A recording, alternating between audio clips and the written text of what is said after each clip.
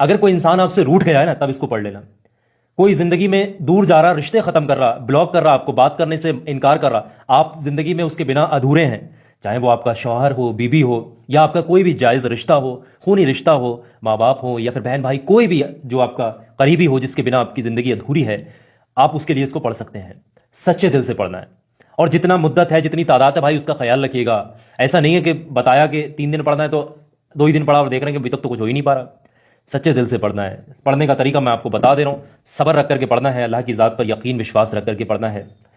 چاہے کتنا بھی پتھر دل انسان ہو، آپ سے روٹ گیا ہو، دور جاتا ہو، وہ آپ کی زندگی میں واپس آ جائے گا۔ اس عمل کا سیدھا جو تیر ہے وہ اپنے نشانے پر لگتا ہے، اس کے دل پر لگتی ہے بات، دل پر اثر ہوتا ہے، اور اس کے دل میں بے پناہ محبت آپ کے لیے پیدا ہونا شروع ہو جاتی ہے، اس شخص کے دل میں جس کے لیے آپ یہ وظیفہ پڑھ رہے ہوتے ہیں یا پھر پڑھ رہی ہوتی ہیں۔ مرد یا پھر عورت، لڑکا لڑکی، کوئی بھی پڑھ سکتا ہے، کسی کے لیے بھی پڑھا جا سکتا ہے۔ کسی کا دل توڑنے، اجاڑنے، کسی کا گھر برباد کرنے، پریشان کرنے، کسی کا دل دکھانے کے لیے قطعی بھی کسی بھی انسان کو اجازت نہیں ہے، ورنہ پھر آپ کو گناہ ملے گا۔ جو بھی درود پاک آپ کو یاد ہے، اگر کوئی چھوٹے سے چھوٹا درود پاک بھی یاد ہے تو وہ بھی پڑھ سکتے ہیں، اور جو سب سے چھوٹا درود پاک وہ ہے صلی اللہ تعالیٰ علیہ وآلہ وسلم، اس کو بھی پڑھ سکتے ہیں۔ اس کے بعد میں آپ نے 100 مرتبہ آپ نے پڑھنا ہے، بسم اللہ پڑھ کر شروع کریے گا، بسم اللہ الرحمن الرحیم، یا ودودو یا ودودو یا ودودو یا ودودو، 100 ٹائم آپ نے پڑھنا ہے۔ ایک تسبیح پڑھ لیجیے گا، 100 دانوں، یہ فنگر سے بھی آپ کاؤنٹ کر سکتے ہیں۔ یہ تسبیح کو آپ پڑھیے گا، اور اس کے دوران آپ کسی سے بات چیت مت کریے گا، خیال اس کا اپنے دل اور دماغ میں رکھیے گا۔ اس کے بعد میں یا کریمو،